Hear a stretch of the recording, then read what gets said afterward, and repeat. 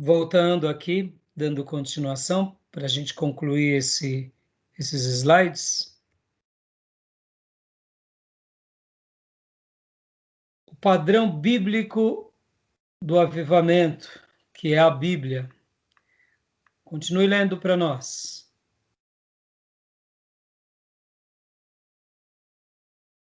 Um reavivamento, diz o Dr. Heber de Campos, que é produto da obra do Espírito Santo na igreja, certamente tem sua ênfase naquilo que tem sido esquecido por muito tempo, a palavra de Deus. A autoridade da palavra de Deus passa a ser algo extremamente forte num momento genuíno de reavivamento. A Bíblia passa novamente a ser honrada como a única palavra inspirada de Deus. Dr. Heber de Campos, leia tudo, ouça tudo que é desse homem, porque ele é uma bênção sem palavras. Em outras palavras, a Bíblia ela começa a ter uma valia tão extraordinária que excede qualquer outra coisa. O que ela diz é o que eu desejo. O que ela diz é o que faremos. O que ela diz é absoluto e por essa razão vivemos, nos posicionamos, realizamos ministério, fazemos a nossa vida ter sentido, criamos os nossos filhos em pauta dela ou somos firmes com eles em pauta dela. Sim. O que eu quero dizer sobre ser firme? Eu me lembro de uma história, né, duas histórias, na realidade, da família Graham. A primeira era do filho de Billy Graham, Frank Graham, porque, naturalmente, Billy Graham, viajando o mundo todo, pregando o evangelho, ele não podia estar tão presente na vida dos seus filhos. E eu me lembro que teve uma ocasião que o filho dele, se eu não me engano, foi Frank Graham, saiu em todos os jornais da cidade e possivelmente da nação americana. Porque enquanto o pai estava pregando o evangelho, ele estava com um rifle daqueles de matar, né? Ele estava destruindo árvores. Imagina o que a mídia não fez, né? Filho do pregador, do homem que era o grande fenômeno. Então ele chegava a derrubar árvores, né? Com revólveres, com rifles, com metralhadoras. Imagina o pai em péssimos lençóis. Mas e o que que você faz diante disso? Você não faz. Você educou o filho, mas não necessariamente. O filho está ali no caminho do pai. Então, eu cito isso porque muitas vezes a gente faz valer tanto a Bíblia e a gente corrige e posiciona os filhos naquilo que deve ser. Eu acho que o ruim seria Billy Graham colocar o filho dele para pregar depois de destruir uma árvore com a metralhadora. Aí sim seria ruim. Mas ele dizer, irmãos, eu lamento, é uma atitude do meu filho, eu não posso agir por ele. E colocar ele, não, filho, senta aí no banco da igreja, né? Vai pensar um pouco o que você está testemunhando do seu Deus. Isso é normal, porque como que você vai validar? É, eu também me lembro de outra história, que foi a própria esposa de Billy Graham.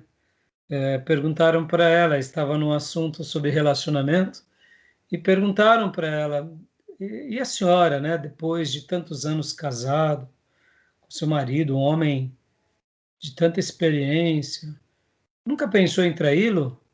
Aí ela, com toda a humildade, disse assim: não, traí-lo não, mas matá-lo muitas vezes.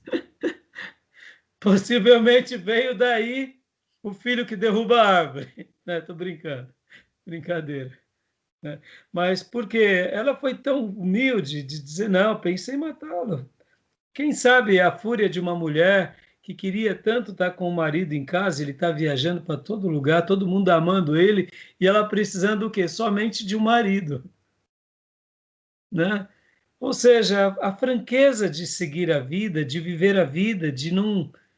Você vê que dilema. E por que eu citei Billy Graham aqui? Porque, na minha opinião, a gente ganha tanto ao ouvir esses homens de Deus, Martin Lloyd Jones, Herbert Campos, né? Wesley, Finney, Whitefield, é, Moody, Spurgeon, indiferente de uma linha teológica aqui de um ou de outro, são grandes homens de Deus que viveram isso o tempo todo, ou seja, fizeram valer a Bíblia. Estou falando isso, citando um pouco das coisas que talvez muitos não conheçam, para mostrar o seguinte, que eles foram avivados, eles viveram intensamente para Deus, eles realmente faziam valer a Bíblia como um livro de fé e prática. John Wesley, por exemplo, tinha ali ao redor dos seus alunos e amigos, lá em Oxford, ele tinha aquilo que chamavam de clube santo, onde um orava pelo outro, confessava os pecados, sabe? Poder se abrir com franqueza.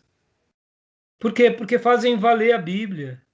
Quando erram, erram e não tem vergonha de que erraram, porque sabe que do outro lado não vai ter um dedo que aponta, mas vai ter um amigo que ora. Porque aquele amigo que ora, que está forte, já errou também, sabe que agora ele está de pé porque Deus o ajudou. Ou seja, não há uma disputa de quem é melhor, há um agregar, porque agora a Bíblia passa a ser esse livro de fé e prática. Então, nas palavras do Dr. Weber, né, um reavivamento, é o produto da obra do Espírito Santo na nossa vida. Há uma ênfase poderosa pela palavra de Deus. E ela passa a ser honrada, ela passa a ser defendida, ela passa a ser amada. Eu acredito nisso e por isso que a gente tem que pedir, Deus, aviva a tua obra, aviva a nossa igreja, aviva a minha vida, faz valer. E quando se deparar com o texto da Bíblia, aceitá-lo como simples que ele é. Quando Deus nos apontar algo, que a gente possa dizer, amém, preciso melhorar nisso, Senhor, me ajuda. Com essa santa e simples humildade. Eu me lembro de uma outra história, e quando eu falei aqui do filho de Billy Graham, você pode ver que isso passou por muitos homens de Deus. Moody, por exemplo, o filho de Moody, em certa ocasião, falou: pai, não trate mais dos assuntos de religião para mim. Eu quero servir a minha vida na universidade, eu quero seguir a minha vida acadêmica. Eu não penso mais como você. Pense você como Moody, ganhando o mundo para Deus, ganhando milhares, e o seu filho escorregando pelo dedo e indo para o mundão. Ele não negociou com o filho, ele aceitou o momento do filho. E eu me recordo que na biografia de Moody, enquanto ele viajava de barco com o seu filho, aquele barco quase veio a afundar e ali o filho disse para ele: pai, ore por mim, pai. Ore por mim que eu estou com medo de morrer. Foi a hora que ele pôde trazer de volta o filho para o Evangelho. Então, fazer a Bíblia valer é não ter essa santa hipocrisia, porque é o filho de Moody, é o filho de Billy Graham, porque é o parente, não importa. Puxa, ele não está mais no caminho, então fica aqui. Você vai continuar sendo amado por mim. Mas a gente tem que fazer a obra nos critérios da obra. E o que é isso? É cumprir, é fazer valer a obra na nossa vida e nos nossos, né? Porque é só assim que a gente vai realmente viver uma vida avivada, fazendo valer a Bíblia. Eu me lembro de uma história também, que é uma história que um pastor viu um irmão da igreja, que ele era casado de novo, e então chegou para ele e falou assim: olha, eu vejo que você está dedicando muito tempo para sua mulher. Muito tempo para sua mulher. Você casou faz pouco tempo, mas agora a tua vida toda é tua mulher. E você está parando de ser aquela pessoa que era antes. Possivelmente esse irmão era muito piedoso e a vida dele era praticamente a igreja. E aí esse irmão foi para casa, deu ouvido para o pastor e foi ler a Bíblia, porque afinal de contas a vida dele era essa. E aí ele leu na Bíblia e ele chegou em Efésios e viu lá em Efésios que o marido deve amar a, a esposa como Cristo amou a igreja. E aí ele ficou meio em parafuso, ele foi orar e ele pensou, falou, não, peraí, agora eu era alguém assim porque eu não tinha uma mulher. Agora eu tenho uma mulher. Eu não deixei de temer a Deus. E ele chegou na igreja, chegou para o pastor e falou: pastor, o senhor disse que eu tenho que amar mais a obra de Deus, mas eu queria te dizer que, olha, tá aqui, ó, tá escrito aqui que eu tenho que amar mais minha mulher, como Cristo amou a igreja. O senhor disse que eu amo muito ela, amo demais, e eu acho que não amo tanto não, preciso de amar mais. E o pastor olhou: peraí, onde você leu isso? Aí o pastor leu, olhou para o irmão, leu: filho, ame mais sua mulher, ame mais sua mulher, você precisa de amar mais ela mesmo. E ali o pastor se deu por convencido de que o texto fala mais do que a opinião dele. Porque esse irmão, amando muito a sua esposa da forma correta, não a idolatrando, estaria criando um núcleo, família forte, para poder ter um lar abençoado. Ou seja, por que eu estou contando essa história? Essa história de um puritano, para mostrar que, para aquele que realmente vive essa vida avivada, o texto sagrado diz tudo. E diante de uma palavra sagrada, nós não precisamos de articular com teologias, com... Não, o texto diz, e o que o texto diz, se estamos errados, nos retratamos. Se estamos dando passos vagarosos, nos reposicionamos, porque o texto é sagrado, a esse despertar. Vamos concluir aqui, filhote, para a gente poder encerrar nossa aula. Tem mais alguns slides. Não, acabou. Era isso mesmo. Tá bom? Beleza. Né? Olha aqui. Essa é a biografia de todos esses slides, de todos esses materiais. E esse slide aqui é um slide criado pelo reverendo Josivaldo de França Pereira, pastor da Igreja Presbiteriana do Brasil em Santo André.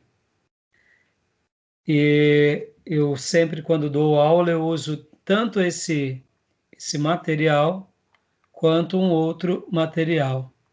Mas eu gostaria de destacar isso aqui que a gente viu, que o padrão bíblico do avivamento é a Escritura, pura e simples. Tá bom, filhote? Que Deus possa derramar cada dia mais amor, paixão, desejo pela Bíblia para fazê-la valer na nossa vida, no nosso ministério, na nossa igreja, e que Deus continue trazendo mais alunos para a gente poder não só ensinar aqui, eu cuidar de vocês, levar essas águas, mas poder orientar também aqueles que desejam fazer um bom seminário, porque que o nosso seminário seja mais um entre muitos que despertem no aluno o amor pela palavra. Eu quero acreditar que o que nós estamos fazendo na nossa igreja é algo que já é sinal de uma centelha de um avivamento, que é gerar o amor pela palavra no coração de cada aluno, de cada membro. Que Deus faça-nos uma igreja bereana, que amava e buscava as Escrituras, ou como aquelas igrejas que eram nobres no Novo Testamento, onde Paulo realmente elogia elas, né? A igreja de Tessalônica, uma igreja que fazia valer as palavras sagradas. Tá bom, querido? Quer comentar alguma coisa? Não, Alguma pastor. dúvida? Não, nenhuma. Os slides estão bem autoexplicativos, a explicação do senhor também tá, tá, tirou bastante. Dúvidas eu não tinha muito, né? Mas o acréscimo do conhecimento a respeito do tema tem sido muito bom. Amém. O tema, ele é, por si só, maravilhoso. Como eu disse na minha aula passada, quando a gente vê assim por cima, a gente acha interessante. Mas quando a gente começa a estudar, ele se torna desafiante. Ele passa de ser algo interessante, algo importante, para algo desafiante e algo urgente. Porque a gente fala, meu Deus, eu preciso me posicionar. E é por isso que aí entra um papel nosso como cristão, mas também entra um papel como ministro. E meu entra um triplo papel: cristão, ministro, um quádruplo papel: cristão, família, ministro e igreja, como pastor. Então, por isso que eu quero acreditar que a nossa grande função, filho, é só deixar com que a luz brilhe onde realmente existe. A gente não tem que maquiar resultados, criar situações políticas, cínicas. A gente tem que ser o que é, porque quem vai validar-nos é Deus. Mas a gente também não pode ficar debaixo do velador. A gente tem que ir para o lugar certo. Né? Por exemplo, o desejo de publicar essas aulas é colocar no velador. Amanhã, querendo Deus, tendo mais ferramenta, é pôr no velador, abençoar mais vidas. Por quê? Porque a obra é para Ele. A gente só é coadjuvante de um processo durante um breve período. Porque eu, particularmente, eu acredito que esses olhos, como diziam os antigos antigamente, da minha infância, né? Os antigos antigamente, redundante, desculpa, os antigos diziam na minha infância que a terra há de comer, né? Os olhos que a terra há de comer. Eu quero acreditar que os meus olhos verão ainda um grande avivamento na nossa nação. Quero acreditar que nós já tivemos focos poderosos de avivamentos, eu diria isolados. Na minha opinião, Assembleia de Deus, Movimento Pentecostal, foram focos de um avivamento locais, poderosos, que Deus restaure e conserve eles. Os movimentos tradicionais que passaram pelas mudanças, ou mesmo entre eles que foram restaurados, eu quero acreditar.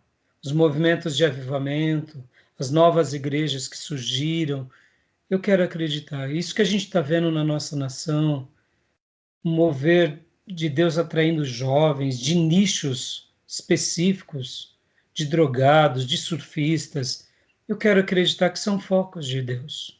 O movimento gospel, por mais que seja algo que alguns tomem proveitos mercantis, mercadológicos, mas também são focos.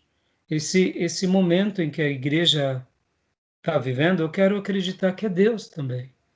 Então, que a gente possa ver Deus realmente derramar, né? E atrair. Então, faz aí a sua lição de casa. Semana que vem eu vou estar passando para você também os outros slides. Temos um material muito vasto. Eu vou estar passando para você aqui de slides, ó. Temos 11 slides que a gente vai estar trabalhando durante esse módulo. É um material bem agradável, muito bom. São slides muito enriquecedores, sabe? São bastante coisa. Então, eu creio que essa aula vai ser bênção para você e vai ser bênção para outros alunos. Tá bom, querido irmão? Beleza? Beleza, pastor. Então, que Deus te abençoe bastante, guarde tudo isso no nosso coração e que Ele possa ter misericórdia de nós nessa caminhada. Que, como eu aprendi com o pastor Carlos Alberto de Quadros Bezerra, eu cito isso no meu livro de Judas e acabei não dando a fonte. Eu estou em débito. Quando eu for fazer a nova edição, eu vou. No meu último capítulo, quando eu falo do meu livro, eu faço essa citação que eu aprendi com ele. Que Deus nos ache aprovados. Porque muitas vezes a gente quer ser muito usado por Deus. E ser usado por Deus não diz tudo, né? Porque ser usado por Deus é bom. Ser usado por Deus é maravilhoso. Mas nem todo mundo que foi usado nas páginas da Bíblia foi aprovado. O primeiro deles é o diabo, né? O diabo continua sendo usado até hoje como instrumento da maldade. Quando Deus quer realizar algo e quer permitir com que a maldade se estabeleça, ele permite com que o diabo atue, com limites, é claro. Nem todo mundo que foi usado na Bíblia foi aprovado. A gente vê Saul sendo usado, não aprovado. A gente viu Sansão sendo muito usado e em pecado, e não era aprovado. A gente vê Judas Iscariote sendo usado e não sendo aprovado. Ananias e Safira sendo usado e não sendo aprovado, porque o dízimo deles chegou lá no templo, ou melhor, na mão dos apóstolos. Ser usado não diz muita coisa. Hoje a nossa geração é uma geração de glamour que querem ser usados. Mas a grande pergunta que fica é: são aprovados? E o pastor Carlos Alberto, pregando sobre isso, o texto de Timóteo, procura apresentar-te diante de Deus aprovado. Ser aprovado é o principal da nossa vida, porque todo mundo que é aprovado por Deus também será usado, mas nem todo mundo que é usado é aprovado. E na página da Bíblia, da história da Bíblia, dos avivamentos e dos grandes homens de Deus na história da igreja, todos que foram aprovados, eles foram usados na medida de Deus. Então, que Deus nos ache aprovado, para que a gente possa fazer a vontade dele quando ele quiser, da forma que ele quiser. Porque quando formos, de fato, aprovados por ele, no tempo dele e da forma dele, seremos usados por ele. Que essas aulas sejam aprovadas pelo Senhor, que esse seminário seja aprovado pelo Senhor, que a nossa igreja seja aprovada pelo Senhor, para que a vontade dele se cumpra e que ele nos use como ele bem entender. Amém, filho? Deus te abençoe, Amém, pastor. tá bom? Até amanhã no Amém. nosso culto. É. Deus abençoe. Amém. Boa noite. Dá um abraço na Natália e Assim. na família, tá bom? Paz. Paz.